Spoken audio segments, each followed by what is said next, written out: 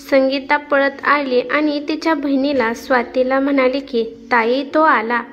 स्वाती म्हणाली की कोण आला आहे? संगीता तिला म्हणाली की माझा नवरा मला नेण्यासाठी आला आहे, पण मी त्याच्यासोबत जाणार नाही. स्वाती म्हणाली त्याच्यासोबत तो का नाही जाणार? तुझ्या मैत्रिणीने तुझं डोकं खराब केलं आहे.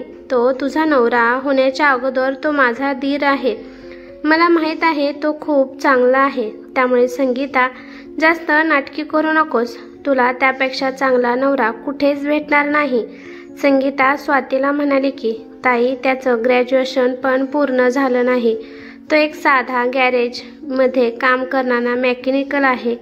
मी एक पोस्ट ग्रॅज्युएट मुलगी आहे. आमच्या दोघांचं स्टँडर्ड मॅच होत नाही. स्वाती तिला म्हणाली की तू डोक्यावर पडलेली मुलगी आहेस. जर तुला सरकारी नोकरी पाहिजे असेल तर तुला खूप मेहनत करावी लागणार आहे आणि तुझ्यापेक्षा पण जास्त हाय स्टँडर्ड असलेले मुले सरकारी नोकरीसाठी झटत आहेत. तू एका प्रायव्हेट कंपनीमध्ये 15-20 हजाराची नोकरी करू शकते. यापेक्षा जास्त तू काहीसुद्धा करू शकत नाही आणि तुझा एवढा स्टँडर्ड आहे. तुझा नवरा एक मेकॅनिकल आहे. तुझ्या दाजीने त्याला वेगळं गॅरेज खोलून दिलं आहे. तुझ्या नवऱ्याची कमाई महिन्यात 1 लाखापेक्षा कमी होत नाही आणि तुझे दाजी पण तेच काम करत आहेत. संगीता तुझा नवरा खूप हँडसम आहे, पण तरी पण तुझ्या डोक्यात काय घुसून बसला आहे देव जाणे. तुझ्या लग्नाला 4 वर्ष झाली आहेत तरी पण तू एकदा पण सासरी गेली नाही. आता तुझं शिक्षण झालं आहे. बाबा तुला आता त्याच्यासोबत लावत असतात. संगीता म्हणाली की ताई तू आणि बाबा किती पण प्रयत्न करा, परंतु मी त्याच्यासोबत जाणार नाही. ताई जेव्हा तुझं लग्न होतं त्या दिवशी अचानकच माझं लग्न तुम्ही तुझ्या लहान दिरासोबत लावून दिलं, कारण आपली परिस्थिती गरीब आहे. एका लग्नात दोघाचा पण खर्च निघेल, पण माझं वय त्या वेळेस 18 वर्ष पूर्ण नव्हतं. त्यामुळे मला तुम्ही सोबत घेऊन गेला नाही आणि मी पण हट्ट केला होता की जोपर्यंत माझं शिक्षण होत नाही तोपर्यंत मी सासरी जाणार नाही. पण जर तुम्ही मला जबरदस्तीने लावण्याचा प्रयत्न केला तर मी पोलिसांमध्ये जाऊन तुमची कंप्लेंट देईल की माझं वय पूर्ण नसताना तुम्ही माझं जबरदस्तीने लग्न लावून दिलं होतं. दोघी पण बहिणी वर टेरेसवर बोलत बसल्या होत्या, पण त्या दोघी बहिणींना माहीत नव्हतं की खाली पायऱ्यावर उभा राहून संगीताचा नवरा राकेश त्या दोघींचं बोलणं ऐकत होता. राकेश त्या दोघींना न भेटताच माघारी निघून चालला. राकेश जेव्हा जायला निघाला तेव्हा संगीताची आई राकेशला म्हणाली की काय झालं जावई बापू, तुम्ही दोघींना भेटून आला का? राकेश त्यांना म्हणाला की हो आई, मी त्यांना भेटून आलो. मला एक अर्जंट काम आठवलं आहे, जरा मार्केटमधून जाऊन येतो. असं म्हणून राकेश तेथून निघून गेला. राकेश गेल्यानंतर त्याची आई टेरेसवर दोघीपाशी आली आणि म्हणाली की जावई बापू आले होते, ते तुम्हाला काय म्हणाले? आईचं बोलणं ऐकून दोघी पण एकमेकांच्या तोंडाकडे पाहू लागल्या. आई म्हणाली की त्यांना काय झालं काय माहीत, आताच आले आणि लगेच निघून गेले. त्या दोघींना कळाले की नक्कीच राकेशने त्यांचं बोलणं ऐकलं असेल. संगीताची मोठी बहीण स्वाती तिच्या आईला म्हणाली की आई आता राकेश माघारी कधीच येत नसतो. मी माझ्या धीराला चांगलं ओळखते. हे सगळं तुझ्या लाडक्या संगीतामुळे झालं आहे. असं म्हणून स्वातीने तिच्या आईला सगळं काही सांगितलं. आता आई आपल्याला खूप ओरडलेल्या भीतीने संगीता पटकन तेथून पळून गेली. हे सगळं ऐकून संगीताची आई डोक्याला हात लावून बसली आणि मुलीला दोष देऊ लागली. इकडे राकेश त्याच्या घरी जायला निघाला आणि त्याच्या मनात खूप विचार घुमत होते. त्याचं मन खूप दुखलं होतं. त्याला आधीच वाटत होतं की संगीताला तो आवडत नाही, कारण तो 12वीमध्ये नापास झाला होता. नापास झाला म्हणून आधीच तो खूप टेन्शनमध्ये नेहमी असायचा. या 4 वर्षात संगीताने एकदा पण राकेशसोबत बोलण्याचा प्रयत्न केला नव्हता. तरी पण घरातल्या माणसांमुळे, त्यांच्या सांगण्यामुळे आज राकेश संगीताला आणायसाठी गेला होता. जेव्हा राकेश आणि संगीताचं लग्न झालं होतं तेव्हा दोघे पण 12वीमध्ये होते. 12वीमध्ये संगीता पास झाली होती आणि तो नापास झाला होता. त्यानंतर राकेशने शिक्षण सोडून दिलं होतं. राकेशने त्याच्या वडिलांसोबत आणि भावासोबत मेकॅनिकलचे काम शिकलं आणि आज त्याच्याकडे स्वतःचा वर्कशॉप आहे. इकडे संगीता तिच्या खोलीमध्ये जाऊन तिने आतून दरवाजा लॉक केला आणि जाऊन बेडवर झोपली, कारण तिला माहीत होतं की आज तिचे आई वडील तिला खूप काही बोलणार आहेत. पण संगीताला या गोष्टीचा आनंद होता की राकेश आज माघारी गेला आहे. तिला खूप आनंद होत होता, पण संगीताच्या या वागण्यामुळे दोन्ही पण परिवार टेन्शनमध्ये होता. संगीताच्या वडिलांना या गोष्टीचं टेन्शन होतं की जर संगीताने राकेशसोबत नातं तोडलं तर त्याचा असर त्यांच्या मोठ्या मुलीच्या स्वातीच्या संसारावर पडेल. तिच्या वडिलांनी तिला समजवण्याचा खूप प्रयत्न केला, परंतु ती काही केल्यास समजून घेत नव्हती. संगीताला सरकारी नोकरी करायची होती, त्यामुळे तिने खूप जागी फॉर्म भरले होते. आता संगीता जॉब करून दुसऱ्याला काहीतरी बनवून दाखवणार होती. एके दिवशी संगीताला कॉम्पिटिशन परीक्षा देण्यासाठी तिला दिल्लीला जावे लागणार होते. तिने त्या परीक्षेसाठी खूप मेहनत घेतली होती, पण तिला त्या परीक्षेसाठी जाण्यासाठी तिच्या वडिलांनी सक्त मनाई केली होती, कारण एक्झाम सेंटर त्यांच्या घरापासून 1000 किलोमीटर अंतरावर होतं आणि एवढ्या मोठ्या अंतरावर एकट्या मुलीला एक्झामला पाठवणे एका वडिलांना खूप अवघड वाटत असत. संगीता तिच्या वडिलांना म्हणाले की बाबा तुम्ही माझ्यासोबत चला, पण तिचे वडील तिला म्हणाले की माझी एक अट आहे, त्या अटीप्रमाणे मी तुला एक्झामला लावत असतो आणि ती अट अशी आहे की तू फक्त तुझ्या नवऱ्यासोबत राकेशसोबतच परीक्षेला जायचं. संगीता धर्मसंकटमध्ये अडकली होती. ज्या माणसासोबत संगीता लांब पळत होती त्याच माणसासोबत तिच्या वडिलांनी तिला जायला सांगितलं. परीक्षेचा दिवस जवळ येऊ लागला आणि इकडे संगीताला खूप टेन्शन येऊ लागलं आणि जेव्हा तिला परीक्षेला जावे लागले तेव्हा तिचं मन खूप दुखलं होतं. मजबुरीने तिला तिच्या बाबांची अट मानावी लागली. ती राकेशसोबत परीक्षेला जाण्यासाठी तयार झाली. राकेशला पण स्वातीने आणि तिच्या सासू सासऱ्यांनी खूप सांगून संगीतासोबत लावले होते.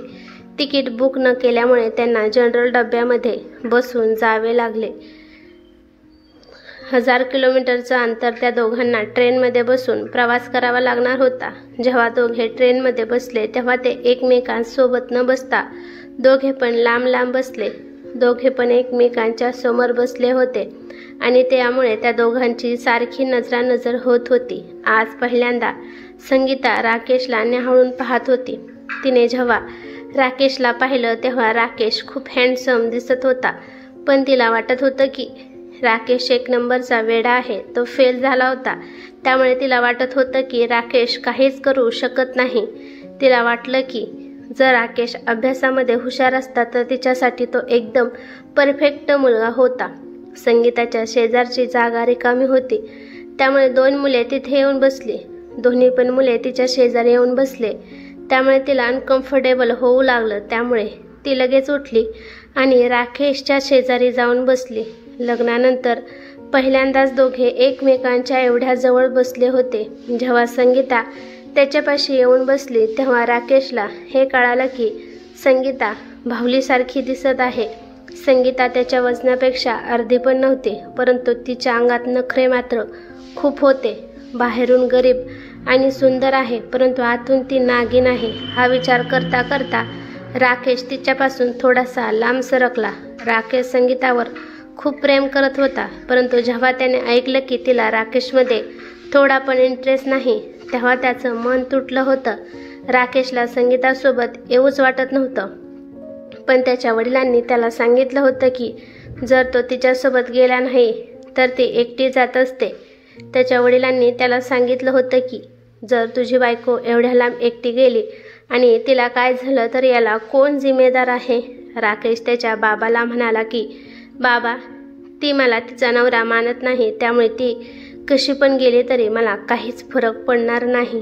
त्याच्या वडिलांनी त्याच्या खांद्यावर हात ठेवला आणि ते म्हणाले की बाळा, हे तुमचं दोघांचं प्रेम प्रकरण नाही. देवाच्या साक्षीने तुमचं लग्न झालं आहे. एवढ्या लवकर तुमची साथ सुटणार नाही. त्यानंतर त्याचे वडील हळूच त्याला म्हणाले की तुझं प्रेम आहे ना तिच्यावर. मग राकेशने हा म्हणून त्याचं डोकं हलवलं. मग बाळा, ती तुझी बायको आहे, तू तिच्यावर प्रेम पण करतोस, मग एवढ्या सहजासहजी तू तिला सोडू कसा शकतो. अरे, खाऊन पिऊन एवढी मस्त बॉडी बनवली आहे, ती कशासाठी बनवली आहेस? तिच्यासोबत जा, तिच्यासोबत प्रेमाने बोल, तिची रक्षा कर. तिला हे वाटलं पाहिजे की ती तुझ्या सहवासात एकदम सुरक्षित आहे आणि तू एक मर्द आहेस आणि तू एक ढाल बनून तिची रक्षा करणार आहेस. राकेश बाळा, हे लक्षात ठेव, स्त्रियांचे मन कधीच जबरदस्तीने जिंकता येत नाही. स्त्रियांचं मन जिंकण्यासाठी आपल्याला कधी कधी लहान मूल पण बनावे लागते. म्हणजे गर्दीमध्ये तू एक मर्द बन आणि एकांतात एक लहान मूल बनून जी तुझी बायको म्हणेल ते ऐक. राकेशला त्याचे वडील त्याला काय म्हणाले हे काही कळालं नाही, पण त्याला एवढं कळालं होतं की संगीता त्याची जिम्मेदारी आहे आणि ही जिम्मेदारी त्याला सतर्क राहून पार पाडायची होती. आता संध्याकाळ झाली होती. आता ट्रेनमध्ये काही थोडेच पॅसेंजर होते. काही लोक जिथे जागा मिळेल तिथे झोपले होते, पण 4 माणसे खूप मोठ्याने गप्पा मारत हसत होते, कारण ते चौघे पण पूर्ण नशामध्ये होते. राकेश संगीताला म्हणाला की तू झोप, उद्या तुझा पेपर आहे. जर तुझी झोप पूर्ण झाली नाही तर उद्या पेपर तुझा व्यवस्थित जाणार नाही. संगीता घाबरत म्हणाली की मला भीती वाटत आहे. राकेश हैराण होऊन म्हणाला की तुला कशाची भीती वाटत आहे? संगीताने डोळ्यांच्या इशाऱ्याने सांगितलं की त्या चौघांची भीती वाटत आहे. राकेश हसत म्हणाला की तुला माझ्यावर विश्वास नाही का? मी असल्या 7-10 जणांना मारण्याची हिंमत ठेवतो. तू निश्चिंत झोप. संगीताने पहिल्यांदा राकेशच्या बॉडीकडे पाहिलं. त्याचे दोन्ही पण हात बलशाही होते आणि ते असणारच होते, कारण रोज राकेश जिमला जात होता. त्यानंतर संगीताची भीती निघून गेली. तिला आता राकेशच्या सहवासात सुरक्षित वाटत होतं. राकेश अभ्यासामध्ये हुशार नसला तरी तो एक ताकदवार होता. त्यानंतर संगीता झोपी गेली आणि ती झोपली असताना तिची मान राकेशच्या खांद्यावर येऊन पडली आणि हळूहळू तिचं डोकं राकेशच्या मांडीवर येऊन थांबलं. तिला कळलंच नाही की तिला कधी झोप लागली आणि तिचं डोकं कधी राकेशच्या मांडीवर येऊन थांबलं आहे. राकेशसाठी हा वेगळा स्पर्श होता. राकेश तिला जवळून पाहत होता. असं वाटत होतं की त्या दोघांमधली दूरी समाप्त झाली आहे. एकमेकांबद्दलची भांडणे स्वाहा झाली आहेत. राकेशने विचार केला की झोपेत का होईना ती त्याच्या जवळ आली होती. सकाळच्या 4 वाजता अचानक संगीताला जाग आली. तिला कळालं की ती राकेशच्या मांडीवर डोकं ठेवून झोपली आहे. तिनं पाहिलं की राकेशचा एक हात तिच्या डोक्यावर आहे आणि एक हात तिच्या खांद्यावर पकडलेला आहे, कारण झोपेत संगीता खाली पडू नये. ती एकदम उठून बसली. त्यानंतर ती तिच्या केसांना व्यवस्थित करू लागली. तिने राकेशकडे पाहिलं. तो अजून झोपेत होता. त्याचे डोळे बंद होते. पहाटे डब्यामध्ये शांतता होती. सगळे झोपी गेले होते. ती उठून गॅलरीमध्ये गेली. तिने तोंड धुतले आणि अभ्यास करायला बसली, परंतु तिला अजून झोप लागली होती, म्हणून तिने एक मोकळी सीट पाहिली आणि तिथे जाऊन ती झोपली. सकाळचं उजळलं होतं. पुढच्या स्टेशनवर खूप पॅसेंजर त्या डब्यामध्ये बसले होते. डबा अजून एकदा पूर्ण भरला होता. संगीता उठून बसली आणि अजून एकदा राकेशपाशी जाऊन बसली. थोड्या वेळानंतर एक सुंदर मुलगी राकेशच्या शेजारी येऊन बसली आणि त्यामुळे संगीताला कसं तरी वाटू लागलं. ती मुलगी राकेशला खूप खेटून बसली होती. संगीताला हे सहन झालं नाही. संगीता उठून उभा राहिली आणि तिने तिच्या सीटवर राकेशला बसायला सांगितलं आणि ती राकेशच्या जागेवर बसली. काही वेळानंतर स्टेशन आल्यानंतर परीक्षेच्या ठिकाणी संगीता परीक्षा देण्यासाठी गेली. तो बाहेर तिची वाट पाहत बसला. पेपर झाल्यानंतर त्यांना सकाळच्या ट्रेनने माघारी जायचे होते. राकेशने यावेळेस रिझर्वेशन फर्स्ट AC कक्षामध्ये केलं होतं. त्याच्यामध्ये 2 सीटर्स केबिन भेटलं होतं. त्यामध्ये सगळ्या सुविधा उपलब्ध होत्या. दोघे पण बिनधास्त वेगवेगळ्या ठिकाणी झोपू शकत होते. अंघोळीसाठी थंड पाणी आणि गरम पाण्याची सुद्धा व्यवस्था होती. त्या दोघांना कोणी पण डिस्टर्ब करू शकत नव्हते. ट्रेनमध्ये जेवण झाल्यानंतर राकेश वरच्या बाकावर जाऊन झोपी गेला, पण आज संगीताला थोडी पण झोप लागत नव्हती. AC केबिन असून सुद्धा तिचं मन लागत नव्हतं. तिला माहीत नाही, पण तिचं मन राकेशच्या शेजारी बसण्यासाठी व्याकुळ झालं होतं. तिला त्याला स्पर्श करू वाटत होता, परंतु राकेश तर वरती बिनधास्त झोपी गेला होता आणि खाली संगीता विचारामध्ये बुडाली होती. तिचं मन करत होतं की त्याच्या शेजारी जाऊन झोपावं, पण ती तसं करू शकत नव्हती, कारण ती एक स्त्री होती आणि तिने जो राकेशसोबत व्यवहार केला होता त्यामुळे तिची हिंमत होत नव्हती. रात्रीच्या 12 वाजेच्या आसपास राकेशला जाग आली आणि तो बाथरूमला गेला. पण जेव्हा तो माघारी आला आणि तो वरती पायऱ्या चढून जाऊ लागला तेव्हा संगीता त्याला म्हणाली की मी एक बोलू का? राकेश तिथेच थांबला आणि म्हणाला की काय बोलायचं आहे? ती म्हणाली की मला एकटीला भीती वाटत आहे. तो तिला म्हणाला की गपचूप झोपी जा, आतमधून केबिन लॉक आहे, कोणी पण आतमध्ये येऊ शकत नाही. असं म्हणून राकेश वरती जाऊन झोपी गेला. संगीताला खूप राग आला होता. ती विचार करते की ह्याच्यापेक्षा तर जनरल डब्बा चांगला होता. कमीत कमी मी त्याच्या जवळ तर बसू शकत होती. हे मात्र खरं आहे, प्रेम तर जनरल डब्यामध्ये जास्त वाटणार होतं, कारण असल्या AC केबिनमध्ये तर माणसे आपली झोप पूर्ण करत असतात. ती थोड्या वेळ तशीच बसली, पण तिला अचानक काय झालं आणि ती पायऱ्या चढून वरती गेली आणि तिने जबरदस्तीने राकेशचा हात उशाला घेतला आणि त्याच्या शेजारी जाऊन झोपली. राकेश गोंधळून उठला आणि म्हणाला की तू हे काय करत आहेस? ती म्हणाली की मी काय करत आहे? मी तर फक्त झोपत आहे. तो रागात म्हणाला की तुझ्या जागेवर जाऊन झोप. संगीता त्याच्याकडे बघत म्हणाली की काल तर मला तुझ्या मांडीवर डोकं ठेवून झोपवलं होतं, पण आज काय झालं आहे? राकेश म्हणाला की काल ते अचानक घडलं, पण आता असं होत नाही. तू तुझ्या जागेवर जाऊन झोपू शकते. तू खूप हुशार आहे ना? मी तर 12वी नापास आहे, त्यामुळे तुला मी अजिबात आवडत नाही ना? संगीता म्हणाली की मी पण एवढी हुशार नाही. आज मी जो पेपर दिला आहे त्यामधील 100 पैकी मला 10 सुद्धा मार्क पडणार नाहीत, ही माझी गॅरंटी आहे. राकेश तिला म्हणाला की मग आता यापुढे तू काय करणार आहे? तर ती म्हणाली की काही नाही, मी आता तुमच्यासोबत माझ्या सासरी जाणार आहे आणि तिथे जाऊन मी तुमची कमाई खाणार आहे. एवढं ऐकल्यानंतर राकेशच्या मनात बासरी वाजू लागली, पण तो तिला दाखवून देत नव्हता की तो किती खुश झाला आहे. तो तिला म्हणाला की मी तुला माझ्या घरी घेऊन जाणार नाही. ती म्हणाली की मला माहीत आहे तुम्ही माझ्यावर खूप प्रेम करता, तुम्ही मला सहजासहजी सोडू शकणार नाही. असं म्हणल्यावर राकेशच्या डोळ्यातून अश्रू आले आणि मग तो तिला म्हणाला की मग मला एवढा त्रास का दिलास? संगीता म्हणाली की मला माफ करा, माझ्यासारख्या मुलींचं डोकं एवढं चालतं. मी तुमच्यापेक्षा थोडं काय शिकले तर स्वतःला मी कलेक्टरिंग समजू लागली होती. राकेश म्हणाला की असा त्रास नंतर देणार नाहीस ना?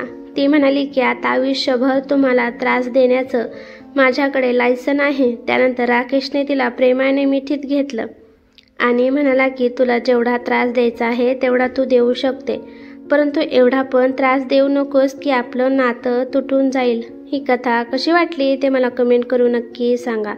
कथा आवडली तर लाईक शेअर नक्की करा आणि चॅनलवरती नवीन असाल तर चॅनलला सबस्क्राईब करा. धन्यवाद.